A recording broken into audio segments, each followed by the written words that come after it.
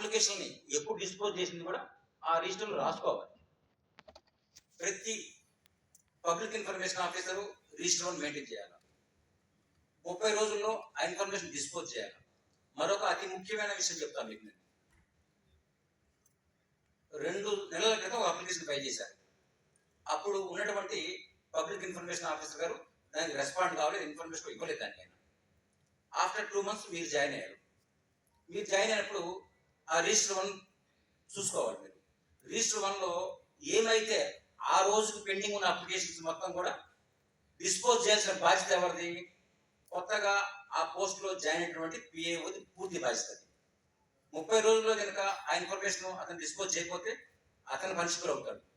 దయచేసి ఎవరైతే కొత్తగా ఛార్జ్ తీసుకుంటారో, ఛార్జ్ తీసుకున్నటువంటి పబ్లిక్ ఇన్ఫర్మేషన్ ఆఫీసర్లు రిజిస్టర్ 1 చూడండి ఒకసారి.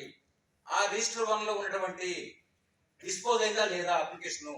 డిస్పోజ్ కాకపోతే మీరు డిస్పోజ్ చేయండి. 30 రోజులు ఛాన్స్ ఉంది మీకు. అలా డిస్పోజ్ చేయకపోతే నేను లేను కదా టైంలో, నేను అప్లికేషన్ తీసుకోలేదు కదా, నాకేం సంబంధం అనుకుంటే కుదరదు.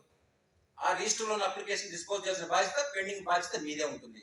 అలాగే ఫస్ట్ అప్లైడ్ అథారిటీస్ కూడా రిజిస్టర్ 2 మెయింటైన్ చేస్తారు వాళ్ళు. ఆ రిజిస్టర్ 2 మెయింటైన్ చేసినప్పుడు ఒక అప్పీల్ వచ్చినప్పుడు అందులో మెన్షన్ చేయాలా, దాన్ని డిస్పోజ్ చేశారు లేదా చెప్పాలా, హీరింగ్ ఎప్పుడు చేశారు చెప్పుకోవాలి. దాంట్లో ఆ ఇన్ఫర్మేషన్ మొత్తం వాళ్ళు పూర్తి చేయాల్సి వస్తుంది. అవన్నీ కూడా కొత్తగా జాయిన్ అయిన అతను చూసుకోవాలా, అప్పీల్స్ డిస్పోజ్ అయినా లేదా, లేకపోతే అతను చేసుకోవాలా. మోస్ట్ ఇంపార్టెంట్ ఆస్పెక్ట్ అది.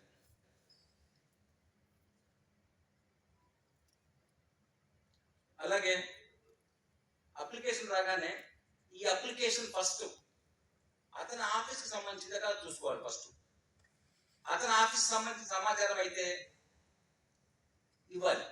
అతనిది కాకపోతే సబ్సెక్షన్ 3 కింద 6 సబ్సెక్షన్ 3 కింద ఆ అప్లికేషన్ని కన్సర్న్ జ్యూరిస్డిక్షనల్ అథారిటీ పిఏఓకి పంపాలి. అది కూడా 5 రోజుల్లో పంపాలి. 5 రోజుల్లో పంపకపోయినా కూడా అది కూడా సెక్షన్ 20 సబ్సెక్షన్ 1 అప్లికబుల్ అవుతుంది. కాబట్టి టు బి మోర్ కాషియస్. 5 daysలో అప్లికేషన్ మీరు కాకపోతే పంపండి. Number of public information officers ఉంటే అతన్ని అడ్వైజ్ చేయండి. చాలా మందికి అడుగుతూ ఉన్నారు, మీరు పలానా వాళ్ళు మీరు డైరెక్ట్గా అప్రోచ్ కానీ చెప్పండి, తప్పలేదు. ఓకేనా? ఇంకొక చిన్న విషయం, ఫస్ట్ అప్లైడ్ అథారిటీస్ వారికి వచ్చిన 19 అప్లికేషన్ని బై మిస్టేక్ ఫైల్ చేస్తే వాళ్ళకి వస్తే వారు ఏం చేస్తున్నారంటే దాన్ని ట్రాన్స్ఫర్ చేస్తున్నారు వేరే వారికి. అలా ట్రాన్స్ఫర్ చేయాల్సిన అవసరం లేదు. వాళ్ళని అడ్వైజ్ చేస్తూ, వాళ్ళకి గైడ్ చేస్తూ, ఈ అప్లికేషన్కి మా దగ్గర కాదు, జ్యూరిస్డిక్షన్ అథారిటీ నేమ్ కాదు, పలానా వాళ్ళు అని అథారిటీ చెప్పేసి వాళ్ళని గైడ్ చేసుకుంటే వాళ్ళ అప్లికేషన్ ఇక్కడ ఫైల్ చేసుకుంటారు. ట్రాన్స్ఫర్ ఆఫ్ అప్లికేషన్ అనేది ఆర్టీఐ అప్లికేషన్ ఉంటుంది తప్పితే ఫస్ట్ అప్పీల్కి ఆ ట్రాన్స్ఫర్ అనేది ఉండదు. చాలా మంది ఫస్ట్ అప్లైడ్ అథారిటీస్ ట్రాన్స్ఫర్ చేస్తూ ఉన్నారు. No need to transfer the first appeal to the concern first applied authority. Okay, అది ఒకటి గమనించుకోండి. ఒక అప్లికేషన్ తీసుకున్నప్పుడు పిఏఓ అక్నాలెడ్జ్మెంట్ ఇవ్వాలి దానికి. ఆ అక్నాలెడ్జ్మెంట్లో ఈ రిజిస్టర్ 1లో ఆ నెంబర్ మెన్షన్ చేస్తూ మరి అక్నాలెడ్జ్మెంట్ ఇవ్వాలి. అలా కాకుండా ఆ ఇన్ఫర్మేషన్ వాల్యూనెస్ ఇన్ఫర్మేషన్ అయింది, ఒక 20 పేజీలు 30 పేజీలు ఇవ్వాల్సి వస్తే మళ్ళీ అతను నోటీస్ ఇవ్వండి. నోటీస్ ఇచ్చి అతని దగ్గర నుంచి ప్రతి పేజీకి ₹2 చొప్పున డబ్బు కలెక్ట్ చేసుకోండి. కలెక్ట్ చేసిన on payment of prescribe fee మాత్రమే ఇన్ఫర్మేషన్ ఇవ్వండి. ఆ డబ్బు కట్టడము, మీరు నోటీస్ ఇవ్వడము మధ్యలో గ్యాప్ ఉంటుంది చూసారా, ఆ గ్యాప్ అనేది ఆ 30 రోజుల టైంలోంచి తొలగించబడుతుంది. ఆ టైం మీకు అడిషనల్గా యాడ్ అవుతుంది. అదొకటి మీరు గమనించుకోండి. ఆ ఫీజు స్ట్రక్చర్ చూసుకోండి. ఫీజు ఎలా కట్టాలి, ఫీజు ఎలా కట్టించుకోవాలి, ఎలా గమనించుకోవాలి. కోర్ట్ ఫీ స్టాంప్ రూపంలో అప్లికేషన్ ఫీ పెట్టుకోవచ్చు. అలాగే పోస్టల్ ఆర్డర్ రూపంలో పెట్టుకోవచ్చు, బ్యాంక్ చెక్ రూపంలో పెట్టుకోవచ్చు, క్యాష్ రూపంలో పెట్టుకోవచ్చు. క్యాష్ ఇస్తే మీరు రసీదు ఇవ్వాల్సి వస్తుంది మీరు. అలాగే డిమాండ్ డ్రాఫ్ట్ రూపంలో పెట్టుకోవచ్చు. విలేజ్ లెవెల్లో ఎంత ఫీజు ఉంటుంది? విలేజ్ లెవెల్లో అసలు ఫీజు అంటే ఏముండదు. మండల లెవెల్లో ఒక ఆర్టీఐ అప్లికేషన్ పెట్టండి, ₹5 కలెక్ట్ చేయాలి మనం. అలాగే అదర్ దాన్ మండల లెవెల్లో ₹10 కలెక్ట్ చేయాల్సి వస్తుంది. BPL most important. BPL below poverty line.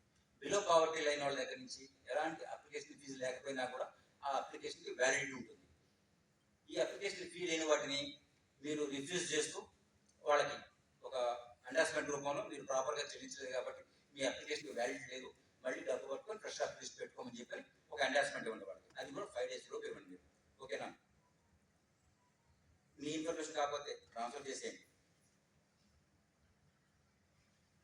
Additional fee కావాలంటే మీకు చెప్పాను ఎలా కలెక్ట్ చేయాలి, ఎంత కలెక్ట్ చేయాలి కూడా చెప్తాను మీకు నేను. అడిషనల్ ఫీ ఎంత కలెక్ట్ చేయాలంటే ₹2 ఒక A4 పేపర్ కానీ A3 పేపర్ కానీ, అలాగే మ్యాప్స్ కానీ ప్లాన్స్ కానీ శాంపిల్స్ కానీ ఏమైతే ఉంటాయో అవి యాక్చువల్ కాస్ట్లో తీసుకోవాలి. అలాగే ఒక ఫ్లాపీ 1.44 MB ఇవ్వాలంటే ఒక ₹50 కలెక్ట్ చేయాలి. అలాగే CD ఇవ్వాలంటే ఒక ₹100 కలెక్ట్ చేయాలి. ఇవన్నీ కూడా మేము ఏవే బుక్స్లో ఉంటుంది, స్పష్టంగా చూసుకోండి. Most important third party information అయితే ఖచ్చితంగా సెక్షన్ 11 సబ్ సెక్షన్ 1 ప్రకారం ఆ కన్సర్న్ పార్టీకి నోటీస్ ఇవ్వండి. అతను ఇవ్వాలో వద్దో చెప్తాడు, అతనికి టైం ఇవ్వండి. ఆ టైం ఇచ్చిన తర్వాత ఈ థర్డ్ పార్టీ ఇన్ఫర్మేషన్ కేసులో అదనంగా మీకు ఇంకొక 15 రోజులు టైం వస్తుంది. 30 రోజులు ప్లస్ ఇంకో 15 రోజులు టైం వస్తుంది. 45 డేస్ లోపు ఆ ఇన్ఫర్మేషన్ ఇవ్వాల్సి వస్తుంది. ఆ డిస్కషన్ పవర్ మీకు ఉంటుంది.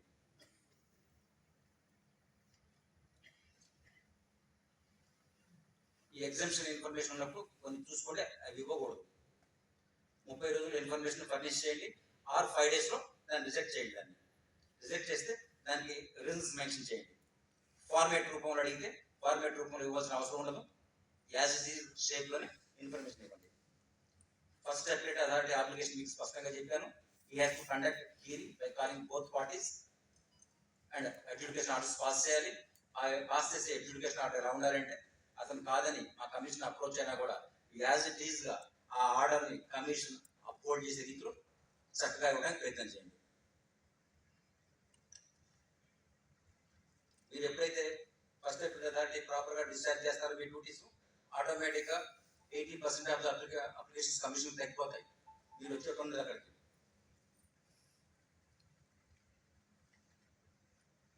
ఓకే. ఓవరాల్గా యాక్ట్ మీద కొంతమేరకు మీకు అవగాహన కల్పించగలిగాను అనుకుంటున్నాను. నేను మీకు ప్రాక్టికల్గా మీరేమన్నా ప్రాబ్లమ్స్ ఫేస్ చేస్తూ ఉంటే ఆ ప్రాబ్లమ్స్ అడిగితే I will try to resolve that. ప్రయత్నం మాత్రం చేయగలను. అధికారులు ఫస్ట్ మాట్లాడండి.